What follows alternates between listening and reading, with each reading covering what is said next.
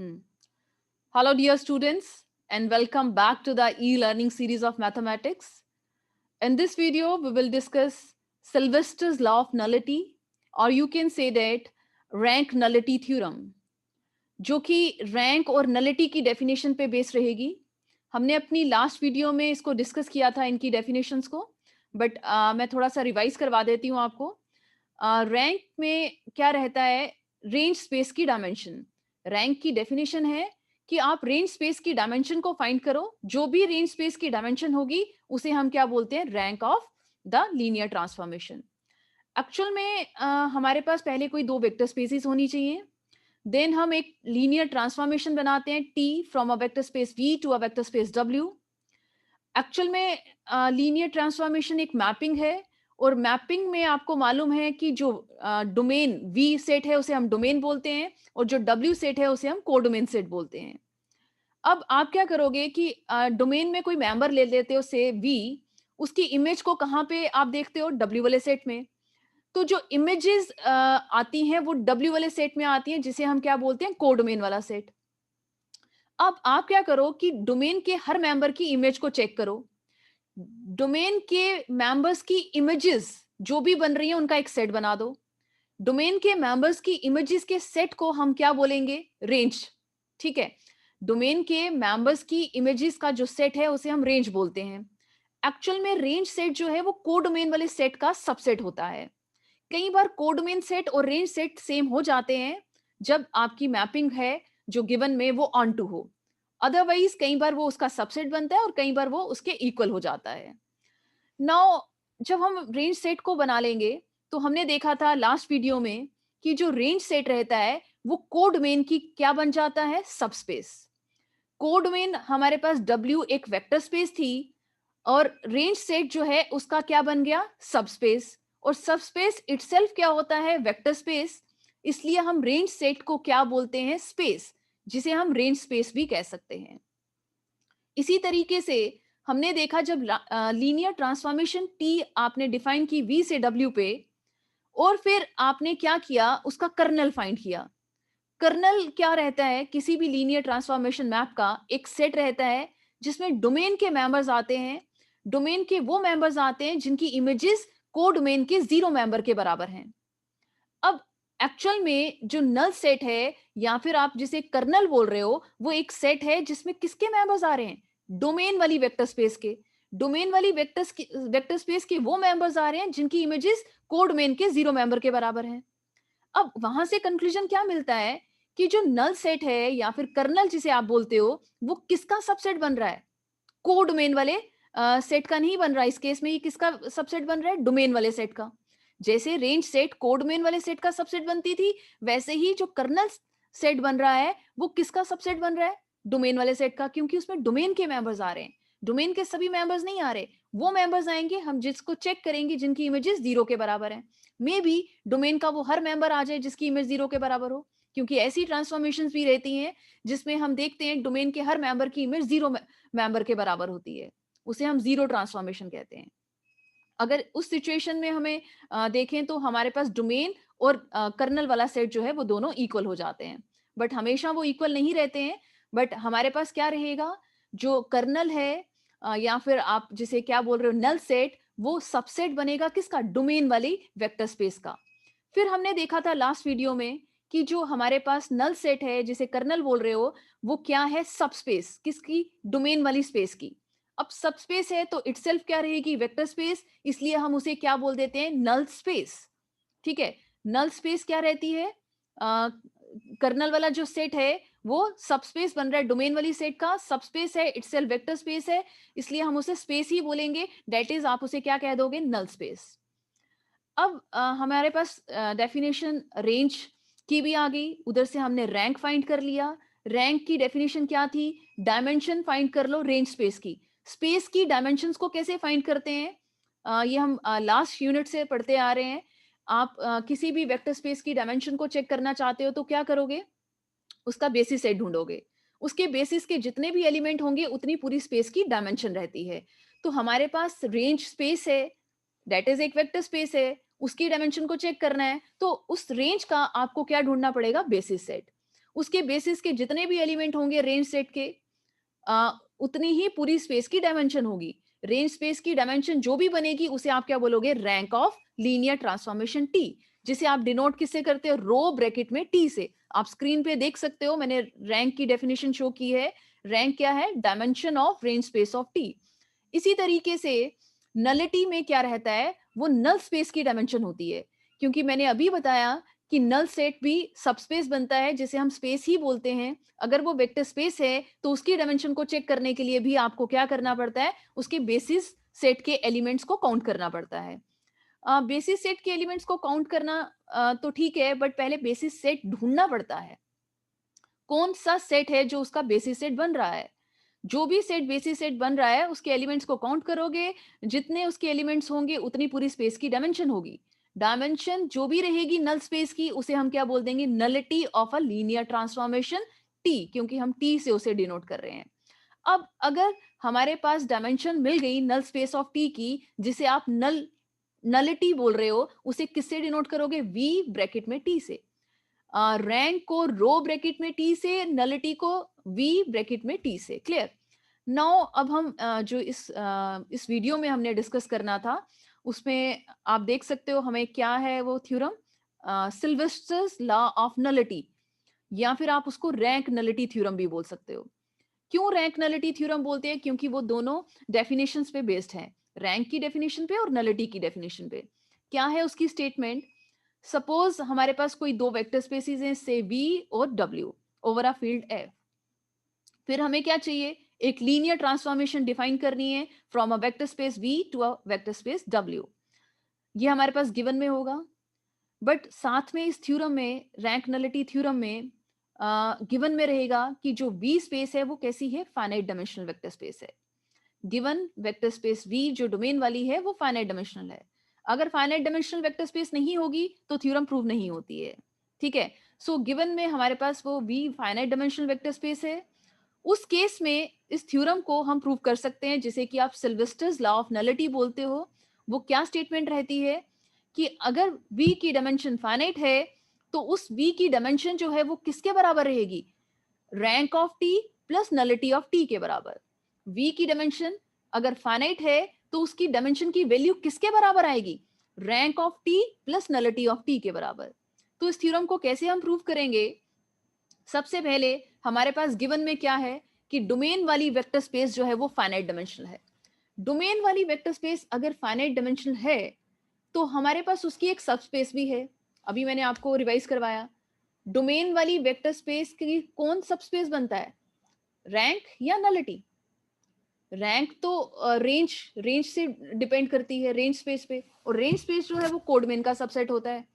जब मैंने colonel define किया तो मैंने आपको बताया कि वो डोमेन वाले सेट का सबसेट रहता है। डोमेन वाली वेक्टर स्पेस की वो सबस्पेस बनती है। तो हमारे पास डोमेन वाली वेक्टर स्पेस गिवन में है कि वो फाइनाइट डायमेंशनल है। अगर वो फाइनाइट डायमेंशनल है तो उसकी सबस्पेस भी फाइनाइट डायमेंशनल होगी, क्योंकि हमने थ्योरम लास्ट यूनिट में डिस्कस की है, अगर किसी की स्पेस की डायमेंशन फाइनाइट होती है तो उसकी जितनी भी सबस्पेसेस आएंगी उनकी डायमेंशन भी फाइनाइट रहती है। तो हमने अपने थ्योरम का जो प्रूफ है उसके पहले स्टेप में कैसे स्टार्ट करना है, क्या लिखोगे कि V की डायमेंशन फाइनाइट है। सपोज कर लेते हैं उस V की डायमेंशन अगर फाइनाइट है किसी एक फाइनाइट वैल्यू के बराबर से, जैसे हम देखते हैं स्क्रीन पे, उन्होंने उसकी डायमेंशन को क्या लिया है, V की डायमेंशन फाइनाइट है, उसे आप लेट कर लो n के बराबर। n is any finite number, dummy number है, आप कुछ भी उससे डिनोट कर सकते हो, p भी ले सकते हो, बट मैं अपनी जैसे स्क्रीन पे शो कर रही हूँ वैसे ही आपको बताऊंगी कि मैंने V की डायमेंशन को लेट कर लिया है किसके बराबर, n के बराबर। देन मैंने सेकंड स्टेप आपको पहले ही बताया कि अगर स्पेस की डायमेंशन फाइनाइट है तो उसके सब स्पेस की डायमेंशन भी फाइनाइट होती है। तो V की डायमेंशन फाइनाइट n ली तो उसकी सबस्पेस कौन था, nullity, null space, sorry, null space की डायमेंशन भी कैसी रहेगी, फाइनाइट। आप देख सकते हो नल स्पेस ऑफ टी को हमने लिखा है कि वो भी कैसा रहेगा, फाइनाइट डायमेंशनल, क्योंकि स्पेस की डायमेंशन फाइनाइट तो उसके सब स्पेस की डायमेंशन भी फाइनाइट है। अब नल स्पेस की डायमेंशन फाइनाइट है, उसे हम नल स्पेस की डायमेंशन को बोलते क्या है, nullity. So nullity of T भी कैसा होगा, कोई फाइनाइट नंबर, और अगर कोई फाइनाइट नंबर है तो उस नंबर को हम लेट कर लेते हैं से p के बराबर। और ये भी ध्यान में रखना, स्पेस की डायमेंशन फाइनाइट है तो सबस्पेस की डायमेंशन फाइनाइट तो होती है, बट उसकी वैल्यू स्पेस की डायमेंशन से या तो इक्वल आती है या उससे लेस होती है। ठीक है, सो इसलिए मैंने यहाँ पे मेंशन किया है कि अगर हम नल स्पेस की डायमेंशन को बोलो या फिर नलिटी को बोलो, अगर p से डिनोट कर रहे हैं तो उस p की वैल्यू कैसी रहेगी, या तो इक्वल n के या उससे लेस। आप क्या कह सकते हो, p इज लेस देन और इक्वल टू n। सो हमारे पास नलिटी हमने किसके बराबर फिक्स कर ली, p के बराबर। नलिटी p के बराबर फिक्स करना मतलब नल स्पेस की डायमेंशन को p लिया। अब किसी स्पेस की डायमेंशन क्या होती है मैंने अभी बताया था, वो उसके बेसिस सेट के ऊपर डिपेंड करती है। अगर हमने नलिटी p ली है, नल स्पेस की डायमेंशन p ली है, इसका मतलब उसके बेसिस के कितने एलिमेंट होंगे, p एलिमेंट्स होंगे। सो नल स्पेस का एक बेसिस सेट लेट कर लिया जिसमें हमने p एलिमेंट्स को कंसीडर किया है, v1 v2 so on to vp। ये हमारा बेसिस सेट होगा किसका, नल स्पेस का। अब अगर ये नल स्पेस का बेसिस सेट है, मतलब कि उसके जो एलिमेंट है वो नल स्पेस के ही एलिमेंट्स हैं, तो नल स्पेस के एलिमेंट्स की क्या प्रॉपर्टी रहती थी, उसमें V के मेंबर्स आते थे, डोमेन वाली वेक्टर स्पेस के मेंबर आते थे जिसे हम V से डिनोट कर रहे हैं। डोमेन के वो मेंबर्स आते थे जिनकी इमेजेस किसके बराबर रहती हैं, 0 के बराबर, कोडोमेन के 0 एलिमेंट के बराबर। तो मैंने यहाँ पे मेंबर्स जो स्क्रीन पे लिए वो V1 V2 VP लिए, बट आपको ये ध्यान में रखना है ये V1 V2 VP मेंबर्स होंगे किसके, डोमेन वाली वेक्टर स्पेस के। और इनकी इमेजेस को अगर हम देखेंगे तो उन सभी की इमेजेस की वैल्यू किसके बराबर रहेगी, 0 के बराबर। ये हमने किसकी डेफिनेशन यूज की है, नल स्पेस की। कर्नल की भी बोल सकते हो, नल सेट की भी बोल सकते हो। नाउ हमारे पास B1 बेसिस सेट है अगर नल स्पेस का, तो बेसिस की डेफिनेशन क्या रहती है कि वो लीनियरली इंडिपेंडेंट सेट होगा B1, और वो नल स्पेस को जनरेट करेगा। या फिर कह सकते हो B1 वाला सेट स्पैन करेगा नल स्पेस को। बट हम क्या करेंगे, जैसे ही हमने बोला कि B1 लीनियरली इंडिपेंडेंट सबसेट है NT का, तो लीनियरली इंडिपेंडेंट सबसेट NT का है, बट NT किसका सबसेट है, नल स्पेस किसका सबसेट है, V का। सो B1 लीनियरली इंडिपेंडेंट सबसेट किसका बन गया, V का। और V की डायमेंशन कैसी थी, फाइनाइट। हमने ये सभी थ्योरम्स लास्ट यूनिट में पढ़ी हैं। अगर स्पेस की डायमेंशन फाइनाइट है और उसका कोई लीनियरली इंडिपेंडेंट सेट मिल जाता है, एक्सटेंशन थ्योरम हम वहां पे यूज करेंगे कि लीनियरली इंडिपेंडेंट सेट को एक्सटेंड किया जाए, या फिर वो इंडिपेंडेंट सेट इटसेल्फ या उसका कोई एक्सटेंडेड सेट रहेगा जो किसका बेसिस सेट बन जाएगा, वी वाली स्पेस का। हमारे पास क्या था, B1 सेट बेसिस सेट था नल टी का। हमने बेसिस की डेफिनेशन यूज की तो बेसिस सेट क्या बन गया, लीनियरली इंडिपेंडेंट सेट बन गया NT का। अब आप एक रीजन दोगे कि नल स्पेस ऑफ टी जो है वो सबसेट है V का, सो B1 इंडिपेंडेंट सबसेट V का भी बन गया। अब इंडिपेंडेंट सेट किसी एक finite dimensional vector space V का मिल गया तो हमारे पास एक्सटेंशन थ्योरम है, इसी इंडिपेंडेंट सेट को एक्सटेंड करके हम बेसिस सेट बना सकते हैं किसका, V वाली स्पेस का। अब V वाली स्पेस की डायमेंशन हमने ऊपर कितनी ली थी, n, तो उसके बेसिस के कितने एलिमेंट होने चाहिए, जितनी पूरी स्पेस की डायमेंशन है उतने ही उसके बेसिस के एलिमेंट रहते हैं। सो V वाला जो स्पेस है उसके बेसिस के एलिमेंट हमने कितने लेने हैं, n। तो हम इस सेट B1 को एक्सटेंड कर रहे हैं, V1 V2 VP को क्यों एक्सटेंड कर रहे हैं, और हमें मालूम है कि P की वैल्यू लेस देन और इक्वल टू n है, तो हम इसको एक्सटेंड करके कहां तक लेके जा रहे हैं, n तक। क्यों n तक लेके जा रहे हैं, क्योंकि हमें V वाले स्पेस का बेसिस सेट बनाना है और उसके बेसिस के n एलिमेंट्स को रखना है। सो हमने उसमें एलिमेंट्स एक्सटेंड किए, P के बाद कुछ एंट्रीज ऐड की हैं, P+1 P+2 so on to n। Plus क्यों किया है, क्योंकि हमें मालूम है कि P की वैल्यू लेस देन और इक्वल टू n है। सो ये हमारा जो B2 सेट मैंने बनाया है ये एक्सटेंडेड सेट है किसका, B1 वाले सेट का। सो इंडिपेंडेंट सेट का एक्सटेंडेड सेट है तो डेफिनेटली वो उसका बेसिस बनेगा, क्योंकि हमने एलिमेंट्स भी उसके कितने रख दिए हुए, n एलिमेंट्स। स्पेस की डायमेंशन n थी, उसके बेसिस सेट के n एलिमेंट्स ले लिए, और वो इंडिपेंडेंट सेट का एक्सटेंडेड सेट है। सो हमारे पास जो है स्टेटमेंट को अगर हम चेक करें, सिल्वेस्टर्स लॉ ऑफ नलिटी की स्टेटमेंट क्या रहती है, rank of T plus nullity of T is equal to dimension of V, sorry dimension of V, जिसे हमें प्रूव करना है। हमारे पास वी की डायमेंशन आ चुकी है, अगर आप राइट साइड पे देखो स्टेटमेंट की स्क्रीन पे, वी की डायमेंशन हमने खुद लेट की है n। नलिटी नल स्पेस की डायमेंशन भी हमने लेट कर ली है p के बराबर। जस्ट हमें इस पूरी थ्योरम में अब शो करने के लिए क्या रह गया है कि रैंक ऑफ टी किसके बराबर आना चाहिए। देखिए लेफ्ट साइड राइट साइड के बराबर प्रूव कर देंगे तो थ्योरम प्रूव हो जाएगी, राइट साइड हमारे पास n के बराबर आनी चाहिए। लेफ्ट साइड पे हमारे पास अभी तक टोटल वैल्यू क्या आ रही है, p, जो कि किसके ऊपर डिपेंड करते हुए, नलिटी पे। इस जो सेकंड पार्ट है नलिटी ऑफ t, इसकी वैल्यू p है, बट हमारे पास पूरी लेफ्ट साइड की वैल्यू किसके बराबर आनी चाहिए, n के, क्योंकि राइट साइड की वैल्यू भी n है। अब वो n नंबर कैसे आएगा, p को खत्म करना है, n चाहिए, सो हमारे पास रैंक ऑफ t किसके बराबर आना चाहिए, n प्लस p के, क्योंकि p हमारे पास ऑलरेडी ऐड हो रहा है ना, n माइनस p के बराबर आना चाहिए। रैंक ऑफ t किसके बराबर आना चाहिए, n माइनस p के, क्योंकि अगर रैंक t को n माइनस पी लिखेंगे प्लस हम उसमें p करेंगे, minus p plus p cancel हो जाएंगे, तो वैल्यू लेफ्ट साइड की कितनी रहेगी, n, राइट साइड की भी n, so left side is equal to right side, hence the theorem. अब हमारे पास रह क्या गया प्रूव करने के लिए, जस्ट कि रैंक ऑफ t किसके बराबर आना चाहिए, n माइनस p के। रैंक क्या है, रेंज स्पेस की डायमेंशन। पूरी स्पेस की डायमेंशन कैसे पता चलेगी, जब उसका बेसिस सेट के एलिमेंट पता चलेंगे। अब हमारे पास उसके बेसिस के कितने एलिमेंट आने चाहिए, क्योंकि हमें पता चल चुका है थ्योरम को प्रूव करने के लिए कि रैंक टी की वैल्यू कितनी आनी चाहिए, n माइनस पी। सो उसकी डायमेंशन कितनी लेनी है, n माइनस पी। कहने का मतलब उसका जो बेसिस सेट है उसके एलिमेंट कितने लेने हैं, n माइनस पी। अब खुद से तो सब कुछ लेट नहीं करना है, क्योंकि ऑलरेडी v की डायमेंशन को लेट कर चुके हो, उसी पे बेस था उसके सबस्पेस की डायमेंशन, उसको भी लेट कर लिया। बट अब हम इस पूरी थ्योरम में शो क्या करने वाले हैं, रैंक t के लिए, उसके बेसिस सेट के लिए, कि उसके एलिमेंट हैं n माइनस पी, तो उसका एक बेसिस सेट ढूंढना पड़ेगा जिसमें हमें n माइनस पी एलिमेंट्स को सेट करना पड़ेगा। तो हम क्या करेंगे, खुद से एक सेट लेके चलेंगे, सेट कंसीडर कर सकते हैं। हमारे पास यहाँ तक अभी हमने प्रूव किया था B2 सेट जो है वो बेसिस है V वाले स्पेस का, उसके n एलिमेंट्स लिए थे। अब हमारे पास रैंक ऑफ t का बेसिस सेट ढूंढना है, और उसमें ध्यान में रखना है कि उसके एलिमेंट्स को कितना रखना है, n माइनस पी। तो आप क्या करो, क्योंकि हमारे पास ऊपर एलिमेंट्स गिवन में हैं, तो आप उन्हीं की हेल्प से थ्योरम को प्रूव करोगे। टोटल n एलिमेंट्स हैं आपके पास, वहां से आपको n माइनस पी एलिमेंट्स चाहिए, तो आप क्या करोगे, ये जो B2 सेट है ना, उस सेट के n एलिमेंट्स थे टोटल, उनमें से p एलिमेंट्स को माइनस कर दो। तो p एलिमेंट्स माइनस कर रहे हो मतलब v1 v2 vp को नहीं लेंगे, उसके आगे वाले एलिमेंट्स को ले लेंगे। तो मैंने एक B3 सेट ले लिया, ठीक है, बट उसके एलिमेंट्स कैसे रखे वो मैं बाद में बताती हूँ सेकंड स्टेप में। अभी आप सिर्फ ये देखिए कि मैंने B3 सेट में कितने एलिमेंट्स लिए, p+1 p+2 so on to n। Total n है, उसमें से p नहीं लिया है, डेट इज हमने B3 सेट के कितने एलिमेंट्स लिए, n minus p।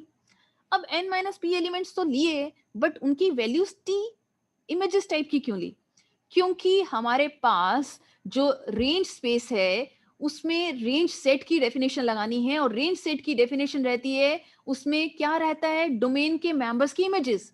Range set में हमेशा इमेजेस वाले मेंबर आते हैं, सो इसलिए मैंने उसके बेसिस के भी इमेजेस टाइप के मेंबर लिए। क्यों, क्योंकि बेसिस सेट भी तो उसी का सबसेट रहेगा। सो मैंने n माइनस पी एलिमेंट्स को लेट किया और इमेजेस टाइप के मेंबर्स लिए, एक सेट B3 बनाया। आप ही बता सकते हो कि ये B3 सेट किसका सबसेट है, रेंज वाले सेट का सबसेट आएगा या नहीं, क्योंकि रेंज में इमेजेस लेनी थी, तो ये V वाले मेंबर्स की ही इमेजेस हैं, डोमेन के मेंबर्स की इमेजेस हैं, सो ये रेंज का ही सबसेट मैंने लिया, जिसमें मैंने n माइनस पी एलिमेंट्स को लेट किया है।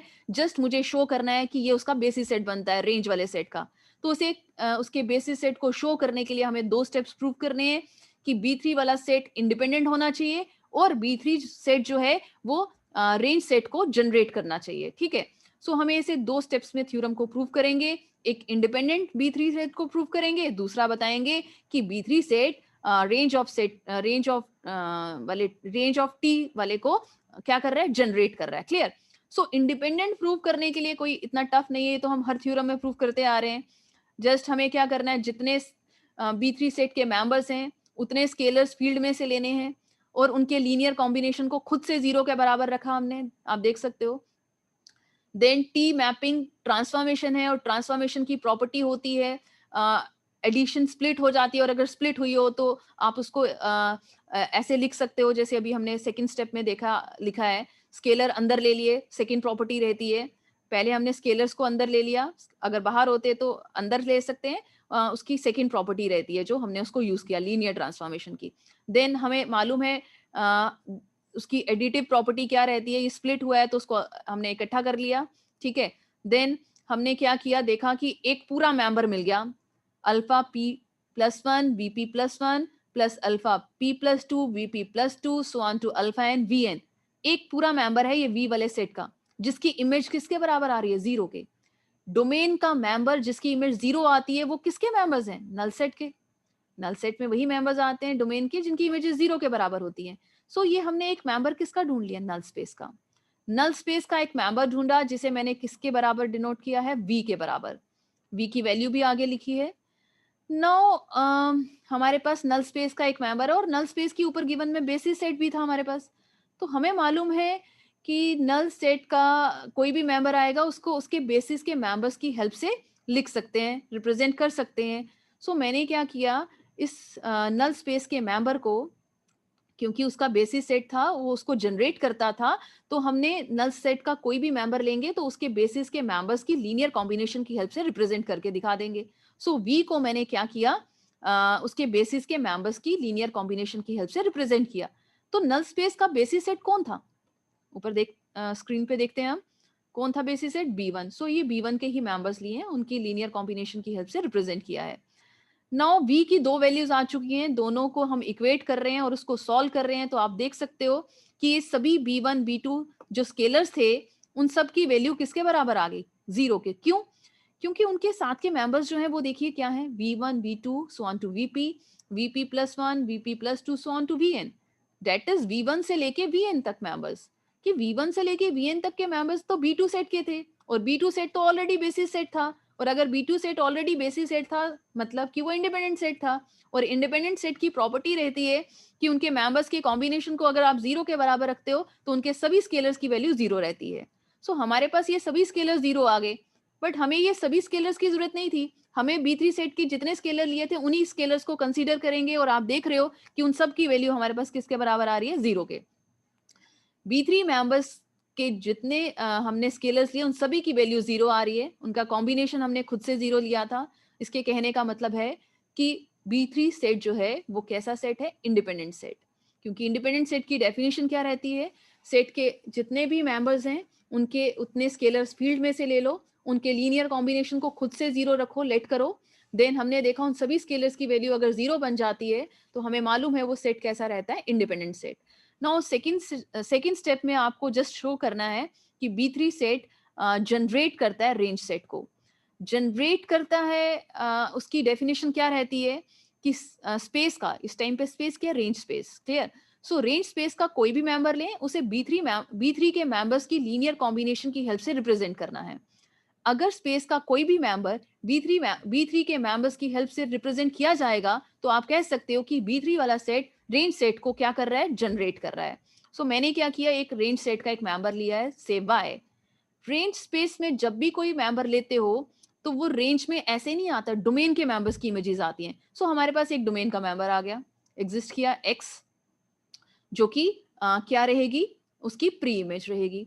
ठीक है, इसलिए अगर प्री इमेज है तो आप प्री इमेज को कैसे लिखते हो? y is equal to tx। Clear?